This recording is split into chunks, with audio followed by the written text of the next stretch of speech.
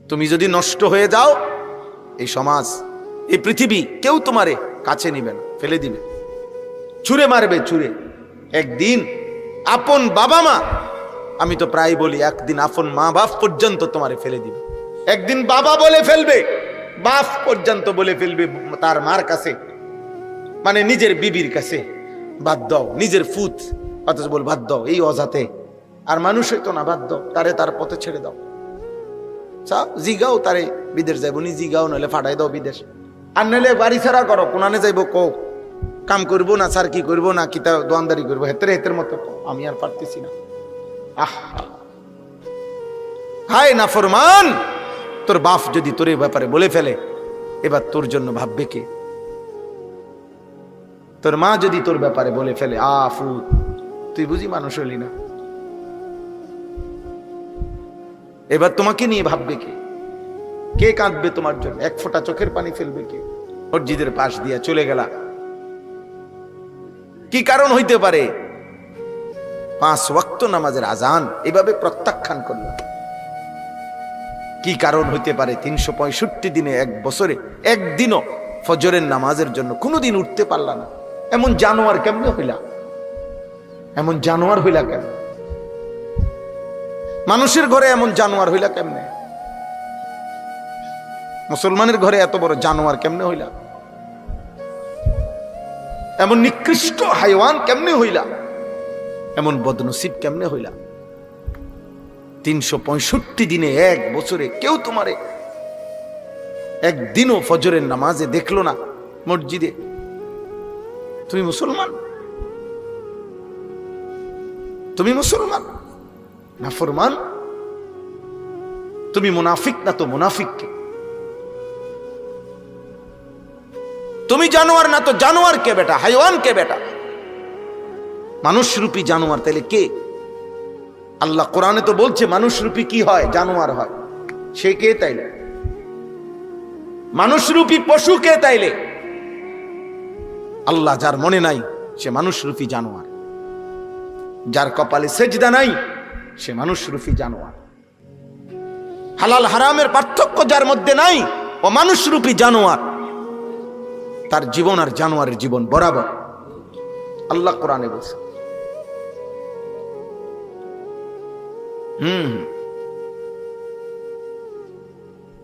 আমরা কিতাবে পড়ছি, শয়তান সবচেয়ে বেশি কাঁদে কখন? শয়তান কাঁদে কখন? আল্লাহর নবী সাল্লাল্লাহু আলাইহি সাল্লাম বলছে, বান্দা যখন সেজদা করে তখন। বান্দা যখন সেজদা করে, খোদার কসম, শয়তান ফাজাআলা শাইতানু ইয়াবকি, শয়তান তখন কাঁদতে শুরু করে। কেন কাঁদে? নবীজি বলেন, শয়তান তখন তার দিকে তাকায় বলে, হায় আল্লাহর বান্দা, এটাই সেই সেজদা যেই সেজদা আমি না দেওয়ার কারণে আমি চির বিতাড়িত হলাম। এটাই সেই সেজদা যেই সেজদা দেওয়ার কারণে তুমি এই মুহূর্তেই আল্লাহর প্রিয় হয়ে গেলা। এই তো সেই সেজদা, এই তো। আমি আজ থেকে কমপক্ষে 20 বছর আগে কুমিল্লা মুরাদনগর এক জায়গায়, আমার 20 বছরের কম হবে না, সিএনজিতে মাহফিলে যাওয়ার সময় আমার ডাকাতে ধরছিল। কমপক্ষে 20 বছর আগে হবে, কিন্তু আমি আজও এই 20 বছর পরেও ওই রাস্তা দিয়ে গেলেই আমার গাড়ি যেই থাকে তারা আমি একবার হলেও দেখাই, এই জায়গাটা আমার আজও মনে পড়ে। ওই কথাটা আমার মনে পড়ে। মানুষ জীবনের এরকম অনেক ঘটনা আছে, ব্যক্তি জীবনের, সবাই জীবনে, সেটা তার বারবার মনে পড়ে, বলে না। ইবলিস, শয়তান, যখনই কেউ সেজদা করে তার এটা মনে পড়ে, হায় এটাই তো সেই সেজদা যে কারণে আমি আল্লাহর দরবার থেকে চির বিতাড়িত হলাম। এজন্য বন্ধু, আমাদের পক্ষে দিন মানা সহজ, ইসলাম মানা সহজ, কোনো যুক্তি ছাড়া, কোনো কারণ ছাড়া, বাস্তবসম্মত কোনো কারণ ছাড়া প্রতিনিয়ত আমরা আল্লাহকে ভুলে যাচ্ছি। সুদে, কিস্তিতে, হারামে, মিথ্যায়, নাটক, সিনেমায়, নর্তকীতে, গান, বাদ্য, ছবি, নারী, অশ্লীলতা, মদ, জুয়া, বেহুদা গালি গালাস, হারাম, আমরা জীবন শেষ করে দিই। কারো 60 বছর চলে গেছে, 60 বছর গুনাহ ছাড়ার আজও টাইম হয় নাই। কারো 70 বছর চলে গেছে, আহা, আজও ওনার মনে পড়ে নাই গুনাহ ছাড়া দরকার। 60 বছর বয়স, এখনো কথায় কথায় গালি দেয়, সময় হয় নাই আজও। এখনো টেলিভিশন দেখে, এখনো নাচ গান দেখে, এখনো হারাম ব্যবসা করে, এখনো কিস্তি নেয়, এখনো মিথ্যা বলে, এখনো ওজনে কম দেয়। আজ যে 60 বছর পরও কয় না এই যে গাছ এটা ওনার না। আজ যে 60 বছর পর হয়ে গেছে, এখনো বলে না যে বাড়ির কোনা দিয়ে রাস্তা এটা ওনার না, এই জায়গায় 1 শতক আসলে ওনার না। এই মিথ্যুক হারামের উপরেই, 1 বিঘত জায়গা হারামের উপরেই চলতেছে। কয় না বুড়ো হয়ে গেছে, বুড়া হয়ে গেছে, জিভুতের লেগে করছে, জিভুতের লেগে হারাম রাস্তা দিয়ে গেছে, জিভুতের লেগে গাছ গাছিটা দিয়ে গেছে, জিভুতের লেগে। জিভুতের জন্য আপনি হারাম দিয়ে গেলেন, জিভুতের জন্য আল্লাহর নাফরমানি দিয়ে গেলেন। একটা উদাহরণ দিলাম আর কি, এমন নাই? 60 বছর বয়স, আজও আপন বোনের সম্পত্তি এই বুড়া ডাকাত, তার বোন, আপন রক্তের বোন, মনে 50,000 বার আইছে ঘরে, দিছে না। না দিতাম না, তোরে দিতাম না, দরকার 10 গ্রাম পরে গিয়া টাকা দান করবো মসজিদে, তোমারই দিতাম না। তুই আমার বোন কি লেগে হইলি, তোরে জমি দিতাম। আপন বোনের সম্পত্তি দেয় না, আপন স্ত্রীর মোহরানা দেয় না। দুনিয়ার কত জায়গায় কত টাকা দিছে, বেডির মাত্র 1 লাখ টাকা না, এটা দিত, অথচ এটা দেওয়া ফরজ।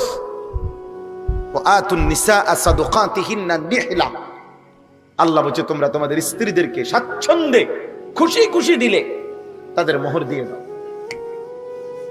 তাদের মোহরানার টাকা দিয়ে দাও। না, এটা দিবে না, এটা গুড়া, এটা 900। আল্লাহ আমাদেরকে মাফ করে দেন। চাচা, গুনাহ ছেড়ে মাফ চাইতে হয়। আল্লাহ কোরআনুল কারীমের মধ্যে বলছে, ইন্নী গাফফারুন লিমান তাবা ওয়া আমানা ওয়া আমিলা সালিহা।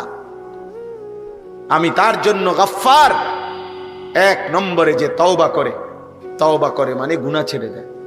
তওবার প্রথম অর্থ হলো গুনাহ ছেড়ে দেওয়া। 2 নম্বর ওয়া আমানা, যে আমি আল্লাহর কথা মেনে নেয়। 3 নম্বর ওয়া আমিলা সালিহা, যে নেক আমল শুরু করে দেয়। আল্লাহ বলে আমি তার জন্য গাফফার, আমি তার 70 বছর না 90 বছরের গুনাহও মাফ করে দেব। কিন্তু গুনাহ শতভাগ জায়গাত রাইখা আপনি কিতা মাফ চান? গুনাহ জায়গাত রাইখা, হ্যাঁ, কাবা শরীফের ইমাম সাহেব আইনাও যদি আপনি টাকা দিয়া পয়সা দিয়া তওবা করান, কিতা তওবা? ইমাম সাহেব কি এর তওবা ফরায়? ইমাম সাহেব জানিনি আপনি এই পর্যন্ত কত জমি মেরে দিছেন? কথা কয় না। কত টাকা সুদ খাইছেন আপনি জানেননি? ইমাম সাহেব জানেনি? ইমাম সাহেব যে টাকা 500 দিয়ে দায়িত্ব দিলেন পুরো আখিরাতটা ক্লিয়ার করে দিতে, কিতা ঘটনা কি? হ্যাঁ, আখিরাত ইমাম সাহেবের আব্বার সম্পত্তি, হাসরের মাটি ইমাম সাহেবের বাপের জমিন। তো তওবা কই? তওবা মানে হলো গুনাহ ছেড়ে দেওয়া। কথা বুঝছেননি আব্বা? ছেলেরা বাবা বুঝছো কিনা বলো? তওবা মানে গুনাহ ছেড়ে দেওয়া রে বাপ।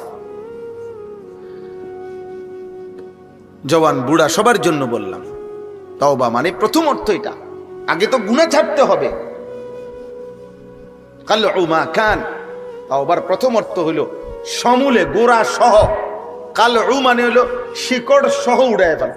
এই গাছটারে একবারে শিকড় সহ মাটির তলের থেকে উঠে এলাম, এটারে কয় কালউন, আরবিতে বলে। এই তওবার প্রথম অর্থ হলো গুনাহ একের গোড়া শুদ্ধ উড়াইয়া ফেলায়। আপাতত না, সাময়িক না, টোটাল ছেড়ে দিলাম। এটা হলো প্রথম অর্থ, কালউ মা কানা। এরপরে আইয়াজিমা আন লা ইয়াউদা ইলাইহা আবাদান। দ্বিতীয়ত হলো আল্লাহর নিকটে এ কথার মজবুত সিদ্ধান্ত দেওয়া যে আল্লাহ জেনে বুঝে এই গুনাহ আর কোনোদিন করব না। 3 নাম্বার হলো আইয়ান্দামা আলাইহা, লজ্জিত অনুতপ্ত হয়ে আল্লাহর কাছে মাফ চাওয়া। আল্লাহ আমি লজ্জিত, ভুল হয়েছে, আমি বুঝি নাই মাওলা, আপনি আমারে মাফ করে দেন। আল্লাহ বলেন এমন 3 জিনিস। 1 নাম্বার ছেড়ে দিল গুনাহ, 2 নাম্বার আর করবে না ওয়াদা দিল, 3 নাম্বার লজ্জিত হয়ে মাফ চাইল। আমি আল্লাহ ওয়াদা দিলাম এমন বান্দার 90 বছরের গুনাহ, পাহাড় পরিমাণ গুনাহ, আসমান পরিমাণ গুনাহ, আমি জমিনের বালুকণা পরিমাণ গুনাহ আমি একসাথে মাফ করে দেব। গাফারতু লাকা ওয়ালা উবালি। আল্লাহ বলে কোনো পরোয়াও করব না, কাউরে বলবো না, তোমারে লজ্জাও দিব না,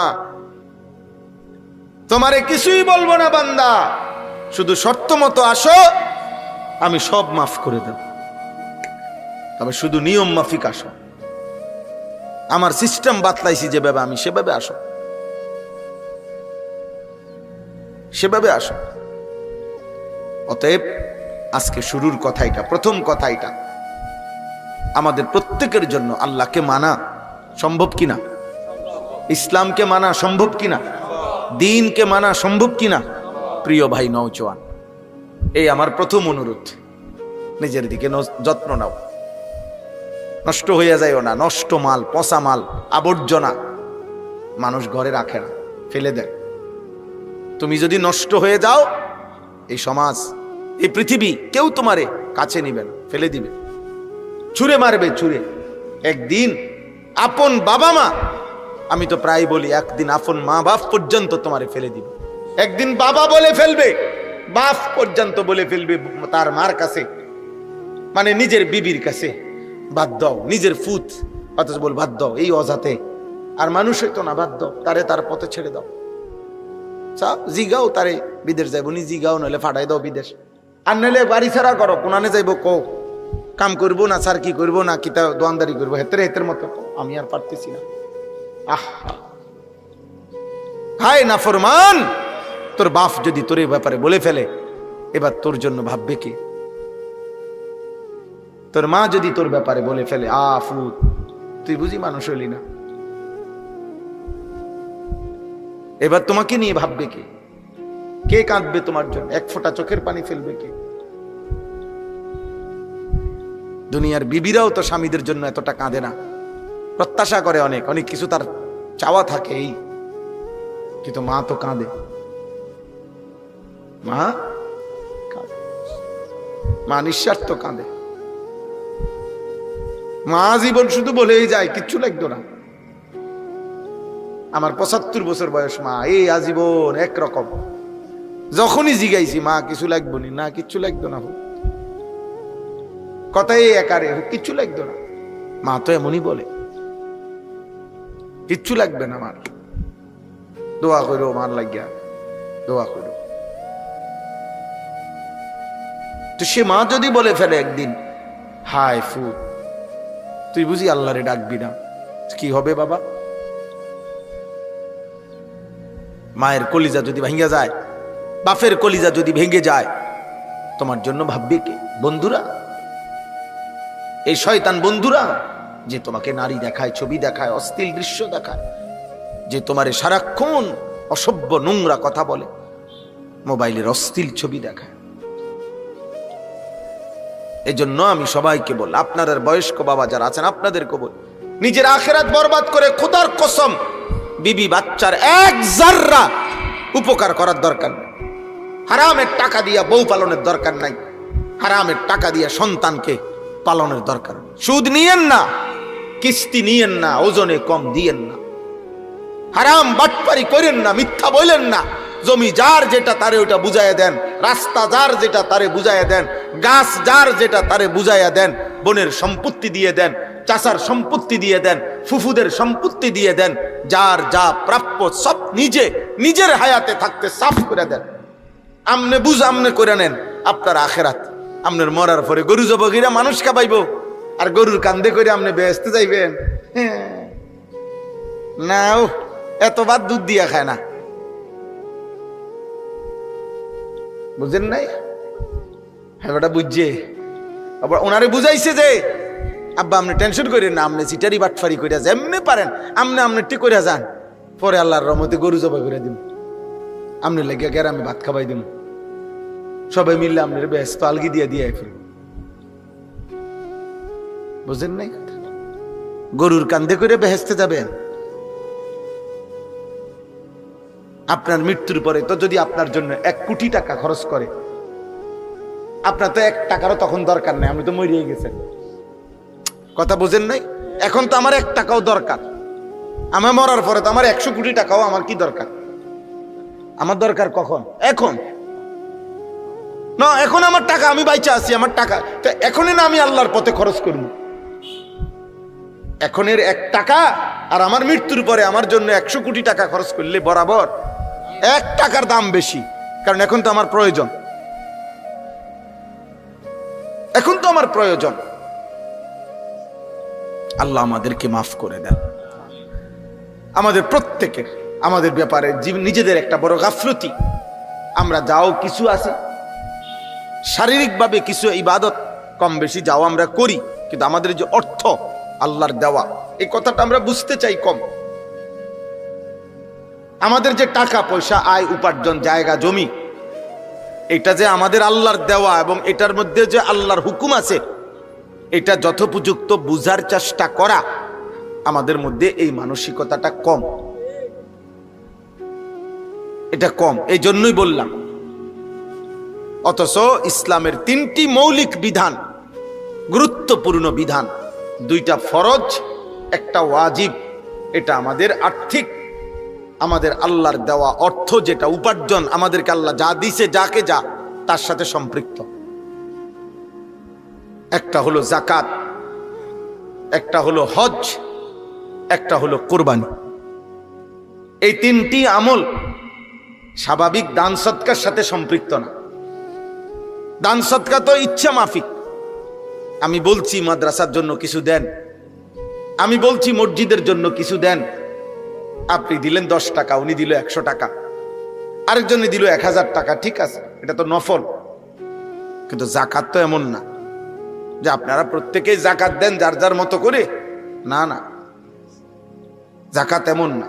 যাকাত ইসলামী শরীয়তের একটি ফরজ বিধান, এবং এই ফরজটি আপনার সম্পত্তির উপরে বছরে একবার নির্দিষ্ট সময় আপনি বছর ঠিক করবেন। প্রতি বছর আপনি একটা টাইম ঠিক করবেন যে আমি বছরে এই 1 দিন, এই 2 দিন হিসাব করবো আমার সম্পত্তি আছে কি কি।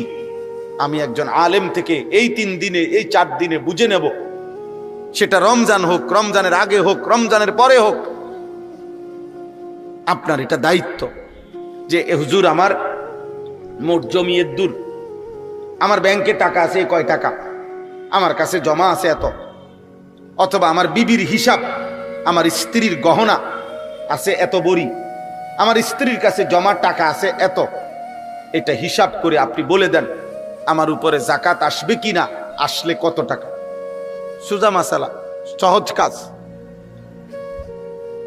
আমাদের প্রত্যেকের উপরে এটা ফরজ, কিন্তু ইচ্ছা করে আমাদের কোটি কোটি মুসলমান এটা বুঝতে চায় না, জিজ্ঞাসাও করে না। শুধু তাবিজ আছে নি হুজুর, দোয়ানে ঝুলাইয়া রাখতাম, লাল কালি দিয়া লিখে দিবেন এমন কোন তাবিজ, 110 টাকার কোন তাবিজ যেটা দোকানে ঝুলাইয়া দিলে কাস্টমারের যেন একটা সাফাসাফি লাগে, বেচা কিনা যাতে ভালো হয়, এরকম তাবিজ লাগলে আরো দেন। অনেক দোকানে গেলে দেখি চারিদিক দিয়ে লাল লাল এরকম কি ঝুলানো তাবিজ, ব্যবসা বরকতের তাবিজ। হ্যাঁ বরকত, উনি কিস্তি লয়, আর আমার দায়িত্ব হলো দোয়া করে দিতাম যাতে ব্যবসা বরকত হয়। হারাম খোর তোর জন্য কি দোয়া করতো?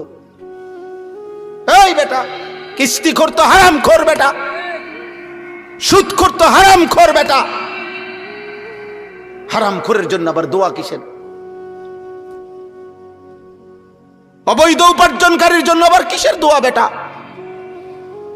দোয়া যদি করতে হয় তাহলে দোয়া তো হবে এটাই যে আল্লাহ আপনি তার হারামের মধ্যে 1 পয়সার বরকত দিয়েন না, আপনি তারে হারাম থেকে বাঁচার তৌফিক দেন, আরে তারা আল্লাহ ফিরিয়ে দেন। এটা না তার জন্য দোয়া। বুঝেন নাই কথা? এটা না মূল দোয়া।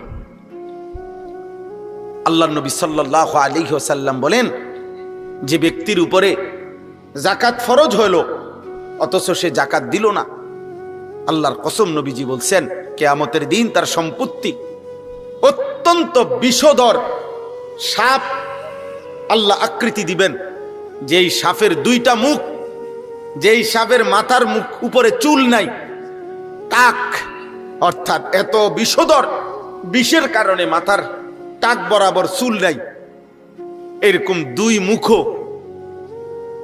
আল্লাহ তার নবী সাল্লাল্লাহু আলাইহি সাল্লাম বলে তার সম্পত্তিকাকে দুই মুখ বিষধর সাপের আকৃতি দিয়ে খোদার কসম তার সারা দেহের মধ্যে পেঁচানো হবে। অতঃপর তার দুই গালে, আল্লাহ নবী বলেছেন, বুখারীর হাদিস, বুখারীর হাদিস, মুসলিম শরীফের হাদিস, বিশুদ্ধ হাদিসের কিতাবের হাদিস, নবীজি বলেন, মুসতিলা মালুহু ইয়াউমাল কিয়ামাতে শুজাআন আকরা লাহু যাবিবাতান। এরকম বিষধর সাপের আকৃতি দিয়ে তার দুই গালের মধ্যে দুই মুখ ওই সাপ কামড়াইতে থাকবে, আর একটা একটা কামড় দিবে আর বলবে, আনা মালুকা আনা কানজুকা, হে নাফরমান, আমি তোর জমানো মাল, আমি তোর জমানো সম্পদ, যার থেকে তুমি আল্লাহর রাস্তায় যাকাত দাও নাই। হ্যাঁ, এটা বুখারীর হাদিস, বিশুদ্ধ হাদিস। এবার কোরআন কি বলছে? কোরআনুল কারীম আল্লাহ তাআলা বলছে, আমার দেওয়া সম্পত্তি থেকে যে যাকাত দিল না, কিয়ামতের দিন তার সেই সম্পত্তি জমা করে একসাথ করে ফুটবলের মতো গোল বানাইয়া জাহান্নামের আগুনের মধ্যে পোড়ানো হবে। অতঃপর পোড়াইয়া এই গোলাকার ফুটবলের মতো তার সম্পত্তিটাকে আগুনে পোড়াইয়া, খোদার কসম আল্লাহ বলছে, তার কপাল, কোমর এবং পিঠ, এই তিন জায়গায় হাসরের মাঠ যতক্ষণ চলবে অতক্ষণ দাগ দেওয়া হবে একটার পরে।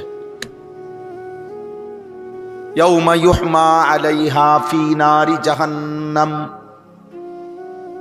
ফাতুকওয়া বিহা জিবাহুহুম ওয়া জুনুবুহুম ওয়া যুহুরুহুম হাদা মা কানাসতুম লিআনফুসিকুম। আল্লাহ বলেন, ফেরেশতা তখন বলবে, হে নাফরমান, যা দিয়ে তোমাকে দাগ দেওয়া হচ্ছে আগুনের দাগ, এটা তোমার জমানো সম্পদ, যা যাকাত দাও নাই। ফাযুকু মা কুনতুম তাকনিজুন। আল্লাহর পথে যাকাত না দিয়ে যে সম্পদ জমা করেছিলে নাফরমান, আজ হাসরের ময়দানে তুমি সেই সম্পদের মজা এবং স্বাদ ভোগ করতে থাকো। নাউযুবিল্লাহ, নাউযুবিল্লাহ। এই জন্য আব্বা, এই এক নাম্বার বললাম যাকাত, দুই নাম্বার হলো হজ। দুই নাম্বার কি? হজ। একটি ফরজ ইবাদত, ইসলামের মৌলিক যে পাঁচটি ভিত্তি তার মধ্যে একটি হজ। আল্লাহ নবী সাল্লাল্লাহু আলাইহি ওয়াসাল্লাম বলছেন, কি সাংঘাতিক কথা! নবীজি তার জীবনে আমার মনে হয় আর কোন পাপের কারণে এত বড় ভয়ানক কথা নবীজি বলে নাই। এমন মারাত্মক কথা, মানুষের জীবনের সবচেয়ে গুরুত্বপূর্ণ হলো তার মৌতটা কিসের উপরে হয়েছে। দুনিয়া মানুষ যদি 90 বছরও নাফরমানি করে করে কাটাইছে রে ভাই, কিন্তু যদি মৃত্যুটাও শেষ পর্যন্ত ইমানের মৃত্যু হয় তো ভাগ্যবান। যাক, বাচ্চা গেল। শেষ মরণটা হইছে কিসের? ইমানের মরণ। ইন্নামাল আমালু বিল খাওয়াতিম। নবীজি বলছেন, শেষ অবস্থার উপরে আমলটা নির্ভরশীল, শেষ অবস্থা। আল্লাহ নবী সাল্লাল্লাহু আলাইহি ওয়াসাল্লাম বলেন, মহান আল্লাহ যেই ব্যক্তির উপরে হজ ফরজ করেছেন, শরীয়তের এই বিধান নির্দিষ্ট পরিমাণ, আপনার ইচ্ছার উপরে হজ ফরজ হয় না। আপনার মন চাইলে আপনি হজে যাবেন, মন না চাইলে যাবেন না, বিষয়টা এটা না। খোদার কসম না, আপনার পারিবারিক ব্যস্ততা এটা হজ্জের বিষয় না। শরীয়ত একটি নির্দিষ্ট পরিমাণ বলেছে, এই পরিমাণ সম্পত্তি যার কাছে আছে ওই ব্যক্তির উপরেই হজ ফরজ। আপনার মন চাইলেও ফরজ, আপনার মনে না চাইলেও ফরজ। আপনার ফোলা বিয়া দন বাকি থাকলেও ফরজ, আপনি ফোলা বিয়া দিয়া সারলেও ফরজ। আপনার মেয়ে বিয়ে দেওয়া বাকি থাকলেও ফরজ, আপনার মেয়ে বিয়ে দেওয়া বাকি না থাকলেও ফরজ। আপনার সন্তান বিদেশ পাঠানো বাকি থাকলেও ফরজ, পাঠাইয়া সারলেও ফরজ। যদি শরীয়তের ওই পরিমাণ, শরীয়ত যে পরিমাণ নির্ধারণ করেছে সেটা যদি পূর্ণ হয়, ওই পরিমাণ সম্পত্তি থাকে, অথচ হজ করে নাই, আল্লাহর কসম নবী বলেন যদি এই অবস্থায় এই নাফরমানের মৃত্যু হয়, আল্লাহর নবী বলেছেন, আমি বলে দিলাম উম্মত, নবীজি বলছেন উম্মত, তাহলে এই নাফরমানের মৃত্যু হয় ইহুদির মৃত্যু হলো, নয়তো খ্রিস্টানের মৃত্যু হলো, বাকি এটা নিশ্চিত মুসলমানের মৃত্যু হলো না। তার মরণ হইছে বেঈমানের মরণ। এটা যদি নবীজি বলে ফেলে, এরপরে কি কথা থাকে বলেন? ফালিয়ামুত ইনশা ইয়াহুদিয়ান ওয়া ইনশা নাসরানিয়ান ফালা আলাইহি আন ইয়ামুতা ইয়াহুদিয়ান ওয়ালা নাসরানিয়ান। এখন হজ্জের মাস, এই জন্যই কথাগুলো আমি আর অল্প একটু আপনাদেরকে এরপরে একসাথে আয়াতের তর্জমা শোনাবো অল্প সময়ে। এই প্রথম কথা আপনারা এটা বোঝেন, কোরআনুল কারীম আল্লাহ বলছে ওয়ালিল্লাহি আলান নাসি হিজ্জুল বাইতি মান ইসতাতা ইলাইহি সাবিলা। আমি আল্লাহ আমার সন্তুষ্টির জন্য আমার সামর্থ্যবান বান্দার উপরে আমার ঘরের হজ ফরজ করে দিলাম। আলা অর্থ ফরজ, ওয়ালিল্লাহি আলান নাস ওমান কাফারা ফা ইন্নাল্লাহা গানিয়্যুন আনিল আলামিন। গোটা পৃথিবীর সমস্ত ঈমানদার যাদের উপরে হজ ফরজ হলো, কিন্তু যদি সে হজকে অস্বীকার করে, আল্লাহ বলে গোটা পৃথিবীর কারো মুখাপেক্ষী আমি না, আমার কোনো অসুবিধা নাই, কিন্তু আমি আল্লাহর শাস্তি কিন্তু আমি রেডি রাখছি। তুমি আইসো কবরে, তোমার আমি বুঝাই দেব। কোরআনুল কারীমে একটা আশ্চর্য আয়াত আছে, আম আবরামু আমরান ফা ইন্না মুবরিমুন। যুবক তোমাদেরকে বলি আব্বা, এই আয়াত আমার খুব ভয় লাগে। আল্লাহ কোরআন স্পষ্ট বলেছে, হে আমার নাফরমান বান্দা, তোকে আমি কি শাস্তি দেব জাহান্নামে, আমি তা নিজে রেডি করে রাখছি। তুই আমার শাস্তি থেকে কেমনে বাঁচবি, তোর হিম্মত থাকলে তুই রেডি কর। এই আয়াতের অর্থ আম আবরামু আমরান ফা ইন্না মুবরিমুন। তোমার কাছে কোনো ব্যবস্থা থাকলে তুমি রেডি করো, আমারটা আমি রেডি রাখছি।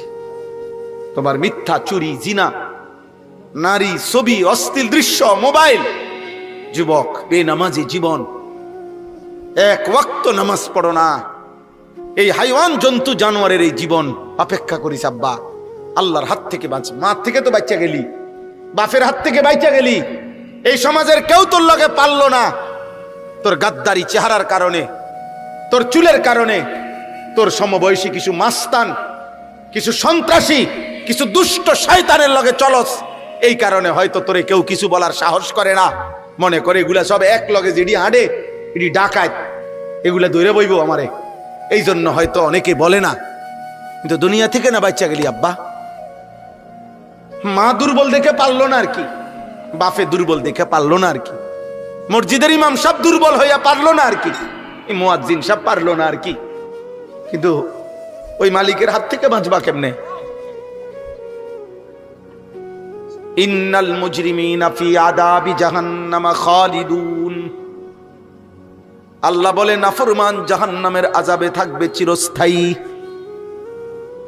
খালিদুন, খালিদুন অনন্তকাল, যাবজ্জীবন না, চিরস্থায়ী। যাবজ্জীবনেরও একটা লিমিট আছে। দুনিয়ায় যেটারে যাবজ্জীবন কারাদণ্ড কয়, এটাও কি না যাবজ্জীবন না, এটার একটা পরিমাণ আছে, ওইটা পরিমাণ নাই। লা ইউফাত্তারু আনহুম ওয়া হুম ফীহি মুবলিসুন। আল্লাহ বলে 1 সেকেন্ডের জন্য লক্ষ কোটি বছরে জাহান্নামের আগুন বিরতি দেওয়া হবে না। অহুম ফীহি মুবলিসুন। আল্লাহ বলে জাহান্নামী অনন্তকাল জাহান্নামের মধ্যে বিষণ্ণ মলিন চেহারা নিয়েই পড়ে থাকবে, কোনোদিন হাসবে না। জাহান্নামী চিৎকারি করবে চিৎকার, আর আল্লাহ বলবেন ওমা যালামনাহুম ওয়ালাকিন কানু হুমুজ জালিমিন। বান্দা আমি তোমার উপরে জুলুম করি নাই, আমি সময় দিয়েছি, আমি কিতাব দিয়েছি, আমি কখনো নবী কখনো উলামা পাঠিয়েছি, আমি আল্লাহকে চিনবার জন্য সব ব্যবস্থাপনা আমি রেখেছিলাম। আমি দুপুর 1টা বাজে জোহরের আজান দিছে, 4:30টায় আসরের আজান দিছে, 4.5-3.5 ঘন্টা পরে মাঝখানে 3.5 ঘন্টা নামাজের সময় ছিল, জোহর পড়তে পারতা। 1.25 ঘন্টা ফজরের ওয়াক্ত ছিল, নামাজ আদায় করতে পারতা, 4 রাকাত মাত্র নামাজ। 5 ঘন্টা কমপক্ষে বেলা মাকরুহ এশার ওয়াক্ত ছিল, ইজিলি তুমি পড়তে পারতা। আমি জুলুম করি নাই বান্দা, আমি জুলুম করি নাই। সময়ও দিয়েছি, হায়াতও দিয়েছি, কিতাবও দিয়েছি, বুঝাইয়া বলার জন্য উলামা, আউলিয়া, ইমাম, খতিব, ওয়াইজ, বক্তা, পীর, বুজুর্গ সব পাঠাইছি। আমি কি করলাম বান্দা? আমি তো সব ইন্তজাম করেছি। আমি তো মসজিদের মাইক দিয়া 5 ওয়াক্ত নামাজ মুয়াজ্জিনকে দিয়া শুনাইছি। আমি কতবার ডেকেছি হাইয়া আলাস সালাহ, তুমি নাফরমান, একবারও সাড়া দিলা না। তুমি আমার কথায় পাত্তাও দিলা না। তুমি তো জুলুম করেছো নিজের উপরে। অনাদাউ ইয়া মালিকু লিয়াকদি আলাইনা রাব্বুক। আল্লাহ বলে জাহান্নামী জাহান্নামের আগুনে অস্থির হয়ে সর্বশেষ ফেরেশতা মালিক, জাহান্নামের ফেরেশতাদের সর্দার যিনি, ওই ফেরেশতাকে ডেকে বলবে, হে মালিক ফেরেশতা, আল্লাহকে তুমি একটু বলো না আমারে মৃত্যু দিয়ে দিতে। এই আগুন আমি আর সইতে পারি না, আমারে চিরতরে মৃত্যু দিয়ে দিতে বলো, আমি একদম মরে যাই। ক্বালা ইন্নাকুম মাকিসুন। আল্লাহ বলে, ফেরেশতা বলবে, না নাফরমান, অনন্তকাল জীবিত থেকেই এই আগুনে পড়ে থাকতে হবে, কোনদিন মৃত্যু হবে না। এর পরের আয়াত হইল আম আবরামু আমরান ফাইন্না মুবরিমুন। আল্লাহ বলেন, হে নাফরমান, তোকে আমি যেই শাস্তি দেব, মিথ্যা, চুরি, ডাকাতি, জিনা, ব্যভিচার, মদ, জুয়া, হে মা হে বোন, বেপর্দা বেহায়াপনার কারণে, আল্লাহ বলেন আমি তোমার শাস্তি সব আইটেম জাহান্নামে রেডি রাখছি। তুমি আমার আযাব থেকে কেমনে বাঁচবা বান্দা? তোমার লোক তুমি রেডি করো। তোর কে কে আছে তোর বন্ধুরা বলে রাখিস। তোর কোন কোন আব্বা আছে তোর আব্বারে বলে রাখিস। তোর নেতা কেডা নেতারে বলে রাখিস। তোর কর্মীকে কর্মীরে বলে রাখিস। তোর আমেরিকার আব্বারে বলে রাখিস। তোর ট্রাম্প আব্বারে বলে রাখিস। তোর নেতানিয়াহু আব্বারে বলে রাখিস। বল, আমিও দেখাবো তোকে, আমিও দেখাবো। ফিরে আসো ভাই, আল্লাহকে সেজদা দাও, আল্লাহকে সেজদা দাও। ঘুরে ঘুরে আমি ফেরিওয়ালার মতো এক কথাই বলি, ফেরিওয়ালা মাল বদলায় না। ফেরিওয়ালা ফেরি করে, একই পণ্য প্রতিদিন বিক্রি করে। আমরাও প্রতিদিন আখেরাত কথা বলি, আখেরাতের ফিকির করি, আখেরাতের ফেরি করি। কতজন কত বিদ্রুপ করে, ঠাট্টা করে, যে যাই করুক, কত ষড়যন্ত্র।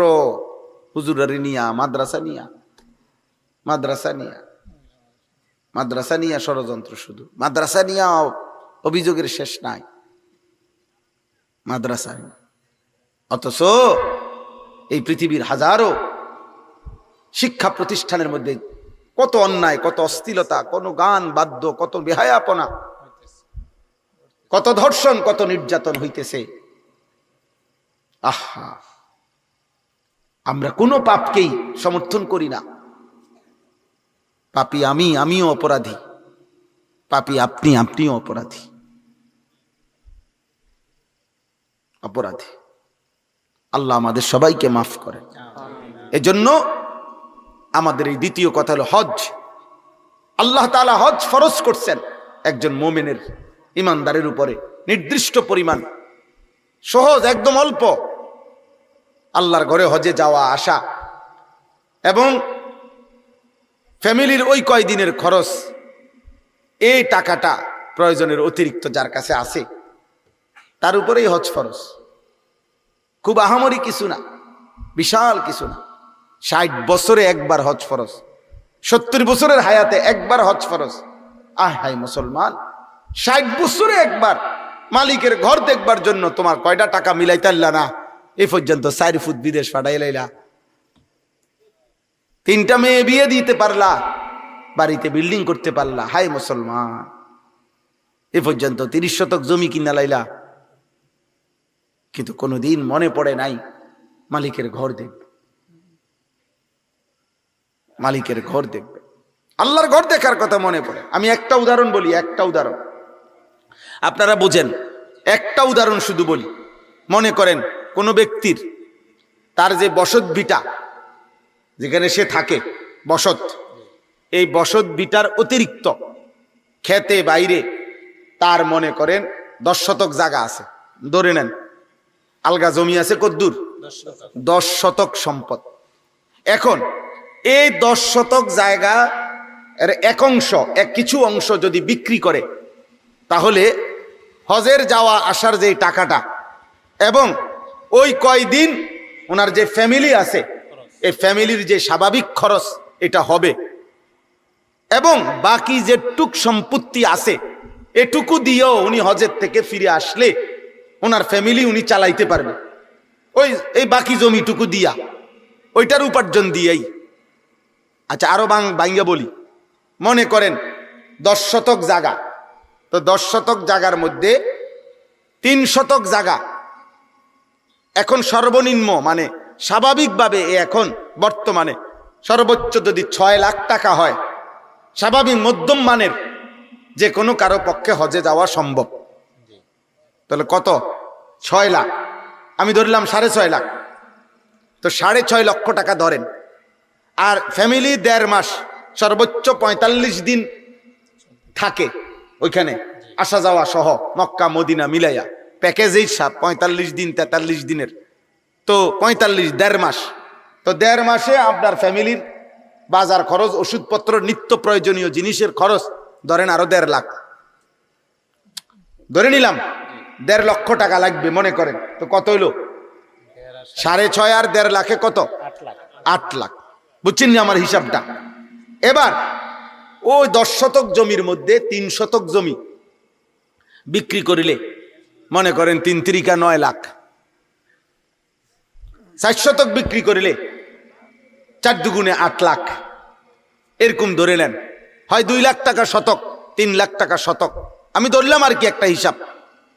তাহলে এই লোকটি যদি 3 শতক জায়গা বিক্রি করে, 4 শতক জায়গা বিক্রি করে, তাহলে ওনার হজে যাওয়া আসা এবং ফ্যামিলির এই 1.5 মাসের খরচ হবে কিনা? ওই এই দামে ধরলাম আমি। আচ্ছা, এরপরে আরো রয়েছে 6 শতক জায়গা, 7 শতক জায়গা। এই পৃথিবীতে ওনার আর কোনো বাজার নাই, ব্যবসা নাই, দোকান নাই, কিচ্ছু নাই ধরেন, শুধু আর এই 6 শতক জমি। আইয়া সারিলে উনি ইচ্ছা করলে এই 6 শতক জমিতে যে পরিমাণ ফসল হয় ওনার ফ্যামিলি চলবে ধরেন।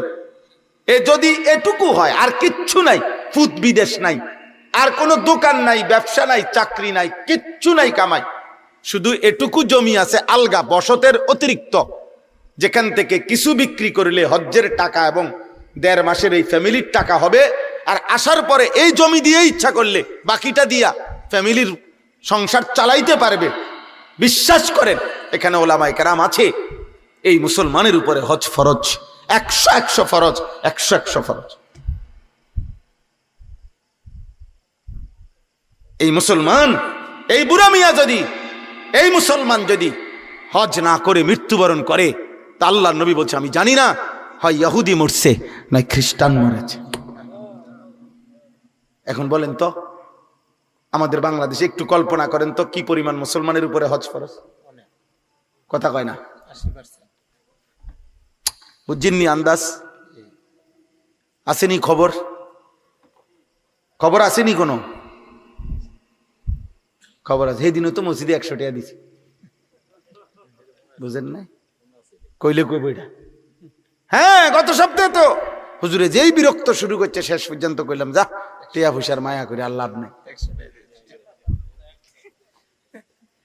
বেশি বিরক্ত শুরু করেছে হুজুর, এতবার কয় একটা কথা না দিয়ে কেমনে পারি, সে দিছি দিছে মসজিদে 100 টাকা দিয়ে দিছে। আল্লাহু আকবার। পুরুষ ওনার বংশধরের মধ্যে তো মনে কেউ এত টিয়া দিছে না, কত বড় কাম করে লাইছেন আপনি।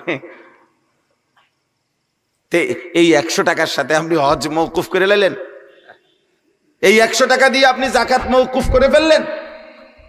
আল্লাহ আমাদেরকে বুঝ দান করে।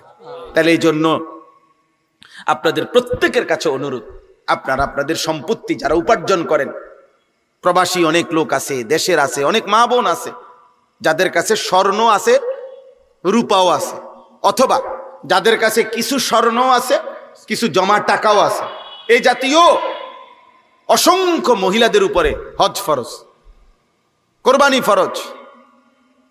এই মহিলাদের হিসাব করা, ওনার সম্পত্তি উনি জানাইতে হবে।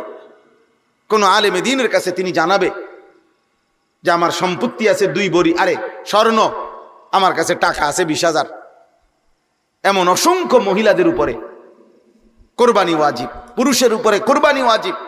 কোরবানির দিন 3 দিন, প্রথম দিন সুবহে সাদিক থেকে নিয়ে এসো, তৃতীয় দিন মাগরিব পর্যন্ত যার কাছেই আপনার 52.5 তোলা রূপা সমপরিমাণ টাকা অতিরিক্ত আছে, আসবে, মনে করেন এবারে বাইতে আইছে ঈদ উপলক্ষে, আইয়া আপনার 3 লাখ পাওনার টাকা আগের দিয়ে দিছে ঈদের দিন বা ঈদের পরের দিন সকালবেলা, বুঝেন নাই হিসাব?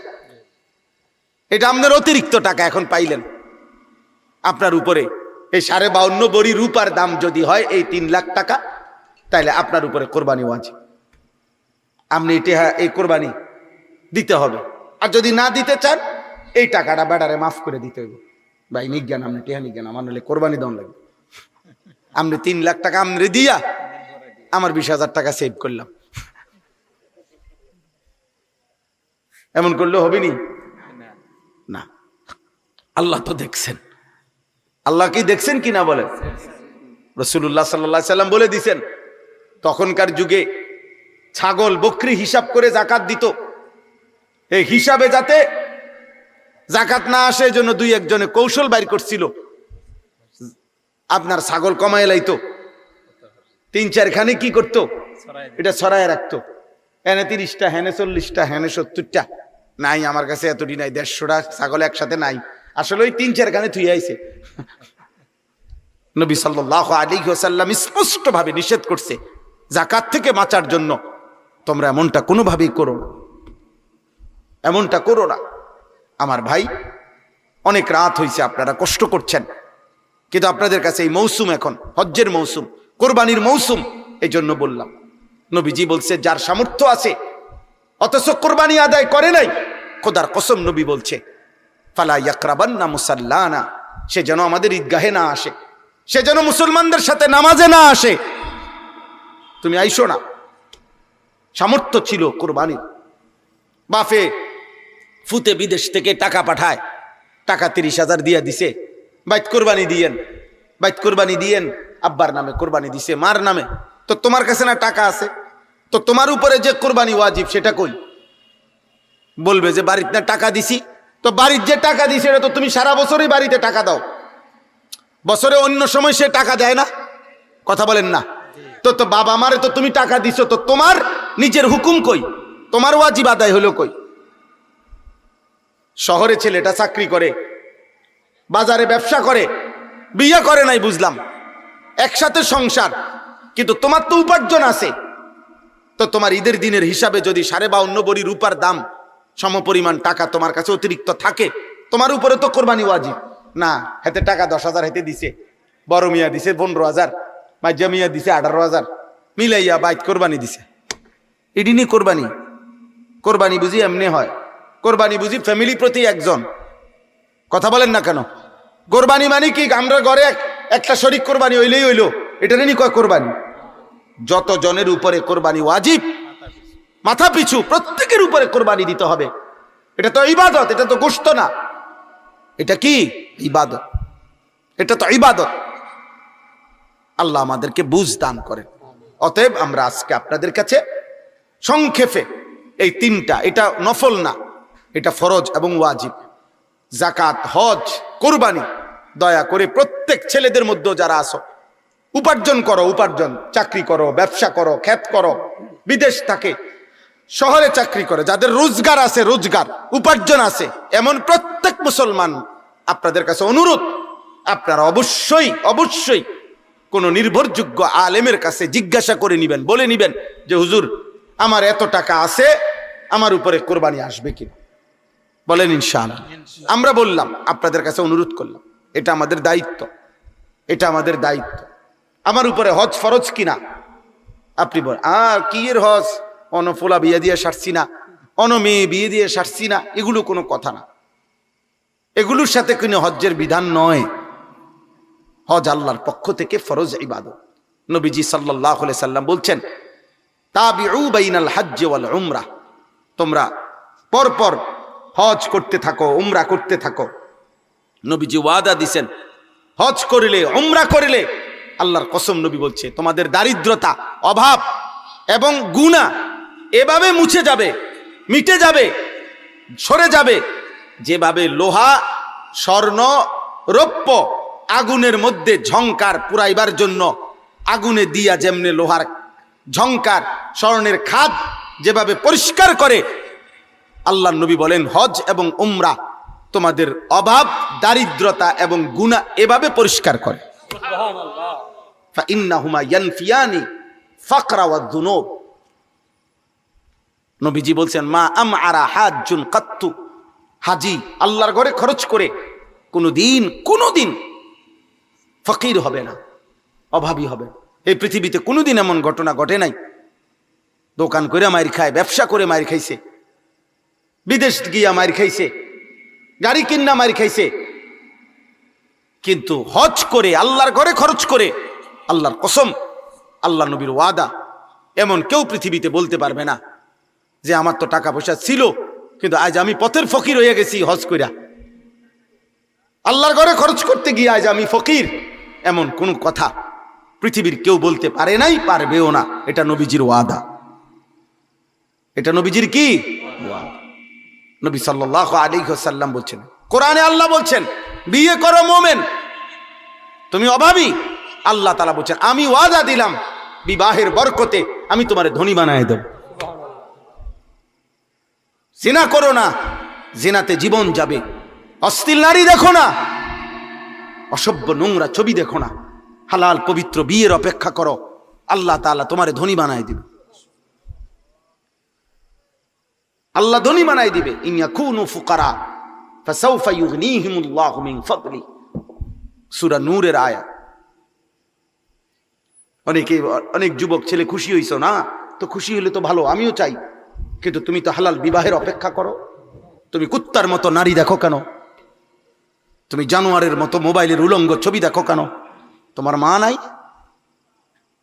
তোমার বোন নাই, তোমার খালা নাই, তোমার ফুফু নাই?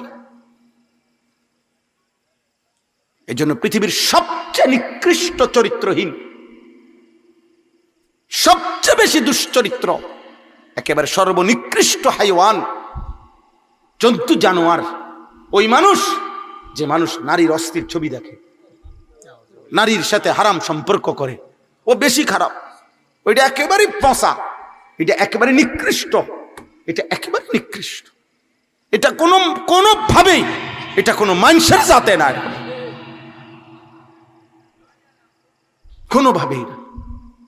তুমি ফিরো আব্বা, এই চেহারা তোমাদের অনেক ছেলের চেহারা বোঝা যায় আব্বা, আমার যদি বলো আমি বলতে পারবো। মোবাইল তোমার ঘরে নষ্ট করে দিছে, নারীর ছবি তোমাদেরকে নষ্ট করে দিছে, আল্লাহ বুলাই দিছে। একটা সেজদা দিত কোনোদিন কদ্দুর বিবেকে কেউ মনেও করায় না। এই অস্থিলতা, এই বেহায়াপনা, আল্লাহ আমাদেরকে হেফাজত করেন। চলেন, আমার কথা শেষ। আমরা ফিকির করি, এই কোরআনুল কারীম আল্লাহ তাআলা এখানে বলছেন, নবীকে আল্লাহ, ইব্রাহিমকে আল্লাহ বলছেন, আল্লাহ তাআলা বলছেন আপনি আমার পক্ষ থেকে হজ্জের ঘোষণা দেন। ইব্রাহিম আলাইহিস সালাম বলছে, আল্লাহ আমি ঘোষণা দিলে কয়জনে শুনবে? আল্লাহ বলছেন, ওয়াদা দিছেন এখানে, বন্ধু আপনি ঘোষণা দিয়ে রাখেন, আমি কিয়ামত পর্যন্ত আমার ঘরে কারা কারা আসবে আমি নিয়ে আসবো, আমি নিয়ে।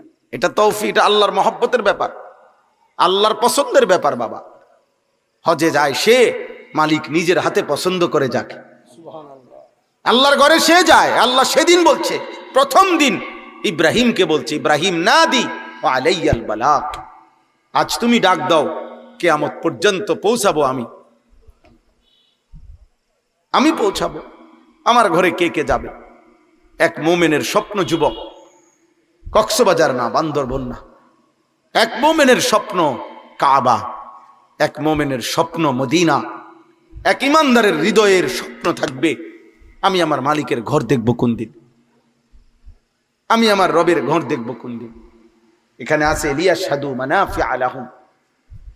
আল্লাহ বলছে, বন্ধু কেউ যদি বলে হজে আসবো, কেন যাব আল্লাহর ঘরে, আল্লাহ বলেন, ওরে বলেন আসতে, ও নিজে আইসা দেখুক, আমি তারে নিজে দেখাবো, আমি আল্লাহ দেখাবো ওকে আমার ঘরে আসলে মজা কেমন, আমার ঘরের চারদিকে ঘুরলে মজা কেমন, আমি দেখাবো ওরে। লিয়াশহাদু মানাফিআ লাহুম, তার কল্যাণ সে আইসা দেখুক, আমি বলবো না, আমি দেখাবো, আমি আল্লাহ নিজে দেখাবো। এজন্য আমরা সব সময় বলি, আমার শায়েখ আল্লামা মুফতি মুশতাকুন নবী সাহেব হুজুর সব সময় বলে যে, যদি বলো কাবা দেখতে কেমন, আল্লাহ বলে আইসা দেখো। যদি বলে সাফা মারওয়ায় দৌড়তে কেমন, আল্লাহ বলে আইসা দেখো। যদি বলেন হাজরে আসওয়াদ দেখতে কেমন, আল্লাহ বলে আইসা দেখো। যদি বলে মাকাম ইব্রাহিম কেমন, আল্লাহ বলে বান্দায় আইসা দেখো। সাফা মারওয়া মিনা কেমন, মুজদালিফা কেমন, আরাফা কেমন, হজের এক এক রাত কেমন, এক এক দিন কেমন, আল্লাহর ঘরের এক এক ঘন্টা কেমন, আল্লাহ বলে বান্দা তুমি আসো, আমি তোমারে আসলেই দেখাব। এই জন্য তোমরা সবাই নিয়ত করে, জোয়ান ভাই তোমরা নিয়ত, 1000 টাকা আলাদা করে নিয়ত করো, আমি আল্লাহর ঘরে যাব, আল্লাহর ঘরে যাব। আমরা হযরত মাওলানা আবু তাহের মিসবা সাহেব